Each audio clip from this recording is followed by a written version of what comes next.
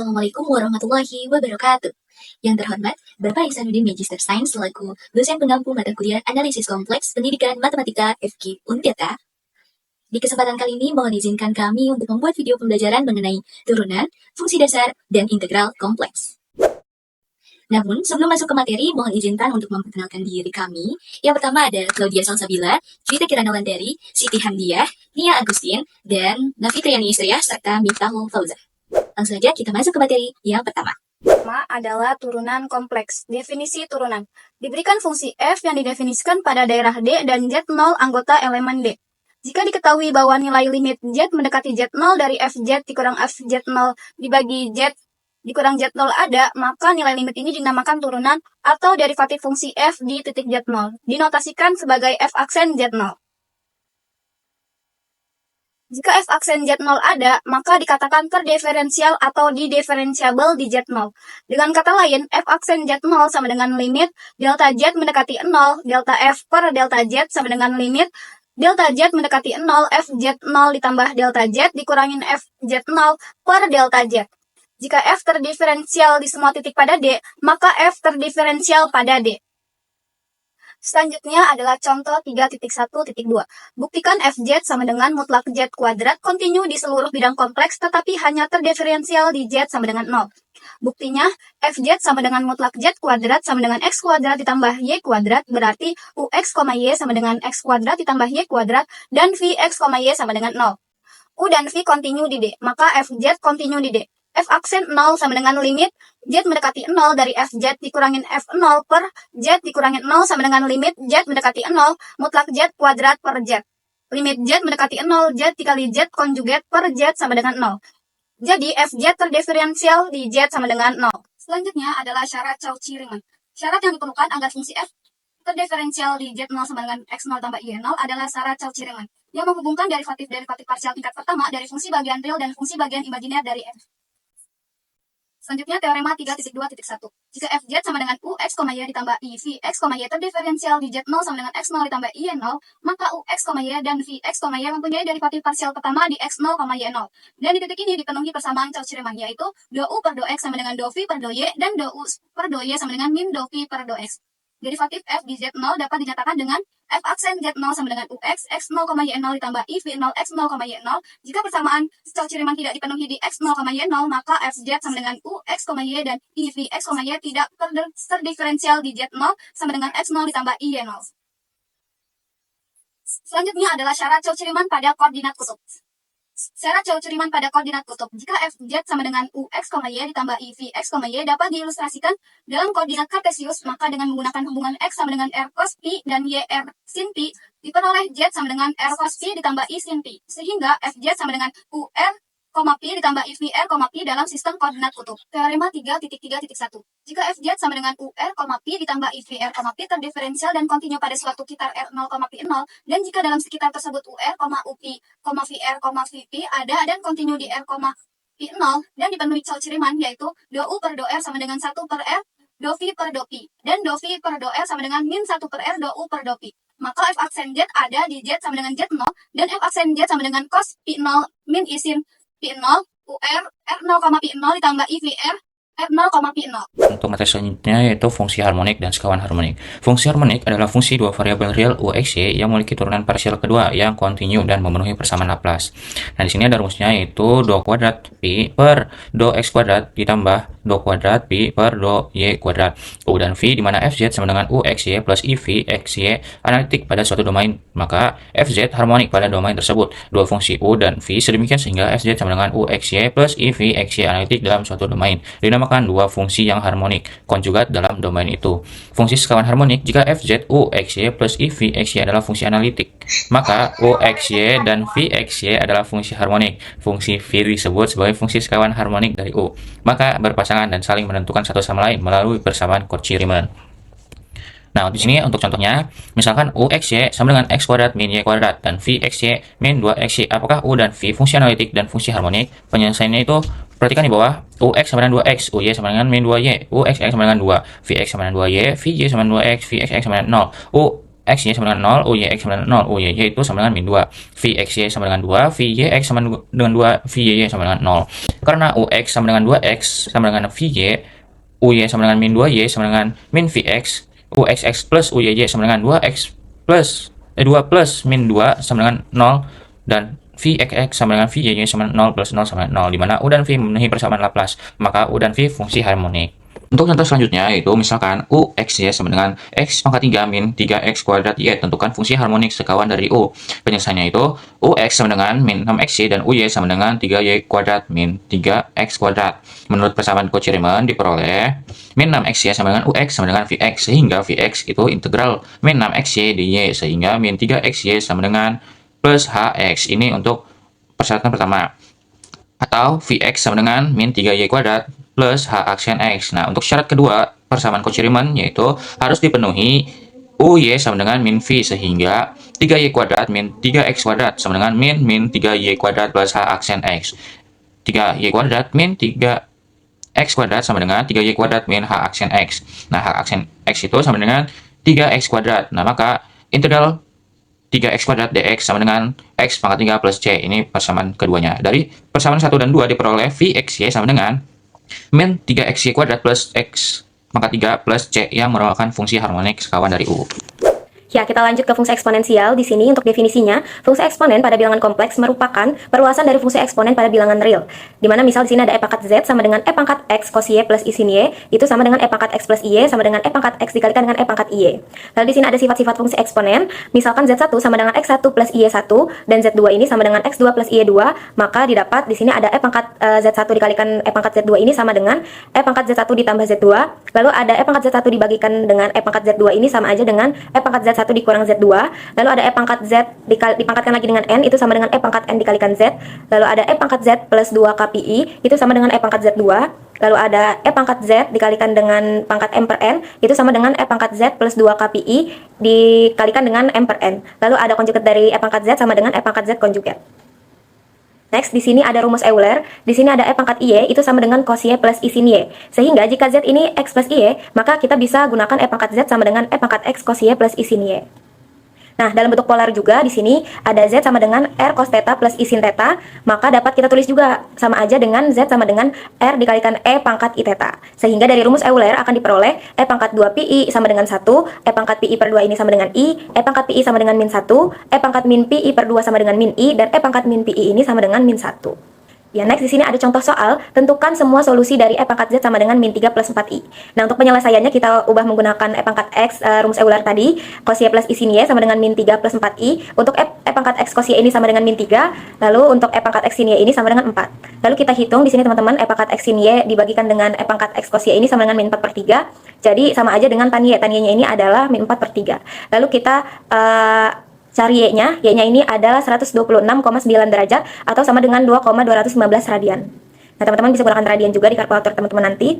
Lalu next kita sini menghitung sin Y dan juga cos Y, di mana sin Y-nya ini ada 4 per 5 atau sama dengan 0,8, lalu cos Y-nya min 3 per 5 atau sama dengan min 0,6. Lalu di sini kita hitung E pangkat X cos Y ini sama dengan min 3. Nah, ini E pangkat X min 3 per 5 didapat dari sini teman-teman, cos Y-nya itu sama dengan min 3, lalu E pangkat X sama dengan 5. Nah, X sama dengan ln 5 ini sama dengan 1,069. Jadi didapat E pangkat Z sama dengan min 3 plus 4I itu sama dengan E pangkat 1,069 ditambah I 2,215. Nah, di sini ada fungsi logaritma.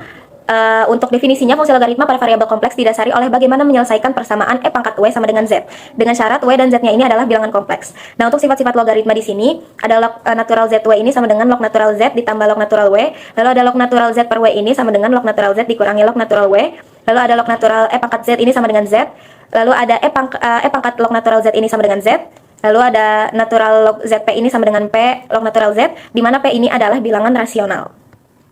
Nah, di sini kita langsung ke contoh soal untuk fungsi logaritma. Tentukan nilai Z dari ln Z sama dengan E min PI. Nah, di sini kita gunakan ln Z-nya ini sama dengan E min PI. Kita gunakan rumus Euler juga yang tadi, ln Z sama dengan ln R ditambah I theta. Maka ln R ini sama dengan E, atau R ini sama dengan E pangkat E. Nah, untuk tetanya sendiri sama dengan min Pi. Nah, lalu kita hitung Z-nya menggunakan koordinat kutub gitu teman-teman. Di sini ada Z sama dengan R cos theta plus I sin theta. Kita masukkan E pangkat E-nya, R ini karena R-nya sama dengan E pangkat E, lalu cos min Pi. Kenapa min Pi? Karena di sini theta sama dengan min Pi. Jadi kita masukkan min Pi-nya plus I sin min Pi. Nah, di mana sini sudah didapat E pangkat E-nya ini adalah 15.154 cos Pi dikurangi I sin Pi. 15.154 dikurangi 1, hasil dari cos Pi ini adalah min 1, dan I sin Pi ini adalah min 0I. Jadi kita dapat hasilnya adalah min 15.154. Baik, di sini ada fungsi trigonometri dan fungsi hiperbolik. Di bagian kotak kiri atas ada yang pertama, kita mulai dari rumus Euler, yaitu ada E pangkat IX sama dengan cos X ditambah I sin X. Dan ada E pangkat IX sama dengan cos X min I sin X. Nah, dari sini, kita yang awalnya di sini terdapat definisi eksponensial untuk bilangan real X saja, dengan penjumlahan dan pengurangan menjadi ada fungsi cos X sama dengan I per 2 dalam kurung E pangkat IX ditambah E min IX. Lalu sin X sama dengan 1 per 2 kali I dalam kurung E pangkat IX ditambah E pangkat min IX. Sehingga fungsi sinus dan kosinus kompleks didefinisikan sebagai cos Z sama dengan 1 per 2 dalam kurung E pangkat IZ ditambah E pangkat min IZ. Lalu sin Z sama dengan I per 2 kali I dalam kurung E pangkat IZ dikurangi E pangkat min IZ. Nah, di sini yang awalnya untuk bilangan X saja, lalu kita perluas ke fungsi dengan untuk bilangan ini juga gitu. Bilangan yang lebih kompleks ya, ke Z. Lalu di bawahnya terdapat turunan trigonometri, yaitu untuk cos X turunannya ada min sin X, dan sin X turunannya menjadi cos X, dan tan X turunannya menjadi sec 2 pangkat 2X. Nah, di kotak yang kanan sebelah bawah ini, yang berwarna biru, ini ada CTGZ dan tan Z, lalu sec Z dan CSCZ ini adalah fungsi trigonometri lainnya gitu. Kita lanjut ke slide selanjutnya. Di slide selanjutnya terdapat fungsi-fungsi hiperbolik seperti sebelumnya ya. Ada cos hiperbolik Z sama dengan 1 per 2 dalam kurung E pangkat Z ditambah E pangkat min Z. Lalu ada sin hiperbolik Z sama dengan 1 per 2 dalam kurung E pangkat Z dikurangi E pangkat min Z. Di sebelah kanannya sama seperti yang tadi, terdapat fungsi hiperbolik lainnya. Dan di bawahnya yang sebelah kiri itu ada turunan hiperbolik, yaitu ada cos hiperbolik Z sama dengan sin HZ, lalu sin HZ sama dengan cos hiperbolik Z. Nah, rumus konversi ini merupakan jembatan langsung antara fungsi trigonometri dan hiperbolik. Berikut seperti cos hiperbolik Z sama dengan cos Z, dan cos IZ sama dengan cos hiperbolik Z, dan sin hiperbolik IZ sama dengan I sin Z, dan sin IZ sama dengan I sin Z. Seperti itu. Untuk slide selanjutnya yaitu terdapat contoh soal. Di sini definisi dari cos Y sama dengan 1 per 2 dalam kurung E pangkat Y tambah E min Y sama dengan lalu ada sin hiperbolik Y sama dengan 1 per 2 dalam kurung E pangkat Y dikurangi E pangkat min Y. Ini seperti yang sudah kita tahu, misalkan Z X tambah Y, maka IZ sama dengan IX dikurangi Y, dan min IZ sama dengan min IX ditambah Y. Di sini terdapat pembuktian cos Z itu sama dengan cos X menjadi cos X dan cos hiperbolik Y dikurangi I sin X dikali sin hiperbolik Y. Seperti ini ya langkahnya. Lalu untuk contoh soal lainnya, kalian juga bisa jika cos H pangkat 2Y sama dengan 1 tambah sin hiperbolik pangkat 2Y menjadi cos hiperbolik pangkat 2Y min sin hiperbolik 2Y sama dengan 1. Maka mutlak cos Z pangkat 2 hasilnya akan menjadi cos pangkat 2X ditambah sin hiperbolik 2Y. Seperti itu. Nah, selanjutnya kita masuk ke fungsi kompleks dari variabel real. Misalkan Ft adalah fungsi kompleks dari variabel real T, maka bisa ditulis dengan Ft sama dengan U kali T tambah I V kali T. Dengan U kali T dan V kali T adalah fungsi real. Jika U kali T dan V kali T kontinu pada interval tertutup, maka A lebih kecil dari T lebih kecil dari B. Dan juga kita dapat integral A menuju B Ft dt, yaitu sama dengan integral A B U kali T dt ditambah I integral A B V T dt. Selanjutnya terdapat sifat-sifat dari fungsi kompleks variabel real, yaitu di mana RE integral A B Ft dt yaitu sama dengan integral A B RE Ft dt. Dan juga ada imajiner integral A B Ft dt sama dengan integral A B imajiner Ft dt. Dan seterusnya bisa dilihat. Dan juga ada bukti sifat 4 di mana integral A menuju B Ft dt ketika dioperasikan mendapatkan hasilnya min integral B menuju A Ft dt. Selanjutnya ada sifat-sifat bukti kelima, yaitu integral A, B, konstanta Ft dt. Sama, kita operasikan, maka mendapatkan konstanta integral A menuju B Ft dt. Selanjutnya masuk ke lintasan, di mana jika G dan F fungsi bernilai real dan kontinu dari variabel T dalam interval tertutup, A lebih kecil dari T lebih kecil dari B, maka himpunan titik-titik di bidang XY dapat dinyatakan dalam bentuk parametrik, yaitu X sama dengan GT, sama dengan HT, dan A lebih kecil dari T lebih kecil dari B. Maka karena itu, himpunan titik-titik dalam bidang konteks juga dapat dinyatakan dalam bentuk parametrik. Selanjutnya ada definisi di mana kurva di bidang datar merupakan kurva mulus, jika dan hanya jika kurva tersebut dapat dinyatakan dengan dua fungsi bernilai real, yaitu X sama dengan GT, Y sama dengan HT, alpha lebih kecil dari T lebih kecil dari beta. Sedemikian sehingga menjadi dx per dt, y aksen T, dan dy per dt sama dengan h aksen T. Ada dan kontinu dalam interval alpha lebih kecil dari T lebih kecil dari beta. Selanjutnya masuk ke contoh di mana terdapat kurva dengan bentuk parametrik, yaitu X sama dengan cos T, Y sama dengan 2 sin T. 0 lebih kecil dari T lebih kecil dari 3pi/2, merupakan kurva mulus. Jika C merupakan kurva mulus dalam bentuk parametrik, X sama dengan GT, Y sama dengan HT, alfa lebih kecil dari T lebih kecil dari beta. Maka titik-titik pada C berpandang T sama dengan alfa disebut titik awal C, sedangkan juga T sama dengan beta disebut dengan titik akhir C. C disebut lintasan bila terdiri dari berhingga banyak kurva mulus, yaitu C sama dengan C1 tambah C2 sampai dengan Cn, yang merupakan kurva mulus. Lintasan pada integral fungsi kompleks berperan sebagai selang perintegralan dalam integral fungsi real dari satu variabel dengan catatan C disebut lintasan tertutup jika titik akhir berhampir dengan titik awal C, C lintasan terbuka jika titik akhir tidak berhampir dengan titik awal C. C lintasan sederhana jika lintasan tidak memotong dirinya sendiri, dan terakhir C lintasan berganda jika lintasan memotong dirinya sendiri. Selanjutnya ada gambaran, yaitu ada lintasan tertutup, lintasan terbuka, lintasan sederhana, dan juga lintasan berganda. Selanjutnya ada teorema kurva Jordan, di mana jika C adalah lintasan tertutup sederhana di bidang data, maka bidang data tersebut dibagi oleh C menjadi 3 bagian, yaitu kurva C, bagian dalam C ditulis interior C yang merupakan himpunan terbuka dan terbatas, dan bagian luar C ditulis exterior C yang merupakan himpunan terbuka dan tidak terbatas, dengan kurva C merupakan batas dari himpunan interior C dan exterior C. Baik, di sini kita lanjut ke materi integral garis. Di sini ada definisinya, misalkan kurva mulus disajikan dengan X sama dengan GT dan Y-nya sama dengan HT, di mana fungsi ini menggunakan variabel T dan T-nya berada di antara A dan B. Kemudian, GT dan HT ini adalah fungsi kontinu di T, yaitu di antara A dan B. Nah, turunan dari fungsi GT dan HT ini juga kontinu di T, lebih dari A dan kurang dari B. Di sini kurva C mempunyai arah dari titik awal A ke titik akhir B, dan Px, Y-nya adalah suatu fungsi yang terdefinisi di C. Kita next ke teorema sifat dari integral garis. Yang pertama, jika Px, Y kontinu di C, maka integral dari Px, Y dx adalah integral dengan batas A sampai B, Pgt, Ht dikali dengan turunan Gt dt. Sebaliknya, ketika diintegralkan terhadap dy, maka yang berbeda adalah dikali turunan dari Ht. Kalau tadi kan dikali dengan turunan Gt, kalau yang dy dikali dengan turunan Ht dt. Kemudian sifat yang kedua, integral dengan batas A sampai B, Px, Y dx. Ketika dinegatifkan, maka yang berbeda adalah batasnya. Jadi negatif integral B sampai A, Px, Y dx. Yang ketiga, jika Px, Y dan Qx, Y kontinu di C, maka ketika Px, Y-nya diintegralkan ditambah integral Qx, Y, maka hasilnya akan sama jika fungsinya dijumlahkan dulu baru diintegralkan. Kita next ke teorema berikutnya. Jika Px, Y dan Qx, Y serta turunan parsial tingkat pertama kontinu pada seluruh daerah tertutup R yang dibatasi lintasan tertutup C, maka integral garisnya dari P dx ditambah Q dy sama dengan integral lipat 2 dari turunan Q terhadap S dikurang turunan P terhadap Y dikali dx dy. Nah, kita masuk ke contoh soal dari integral garis. Sini, tentukan integral garis dari fungsi mx, y sama dengan x plus y. Sepanjang lintasan C tambah K, dengan C-nya adalah, kita ilustrasikan, C-nya adalah garis dari 0,0 ke 2,0. Itu garis C ya. Dan K-nya adalah garis dari 2,0 ke 2,2. Sehingga kita peroleh pada kurva C, ya, Y-nya kan 0, maka dy-nya juga 0. Sehingga dx sama dengan 0. Kemudian kita cari integral dari kedua garis C dan K. Diperoleh integralnya yaitu 2 dan 6. Kemudian selanjutnya kita masuk ke materi integral lintasan kompleks. Nah, dari definisinya diberikan fungsi fz sama dengan ux, y ditambah i v x, y. Dengan u dan v-nya adalah fungsi dari t yang kontinu sepotong-potong pada t di antara a dan b. Nah, integral fungsi fz ini sepanjang lintasan c dengan arah dari z sama dengan alfa sampai z sama dengan beta adalah, ya, bisa kita tulis integral alfa sampai beta fz dz sama dengan integral a sampai b f gt ditambah i ht, kemudian dikali dengan turunan dari gt dan juga ht dt.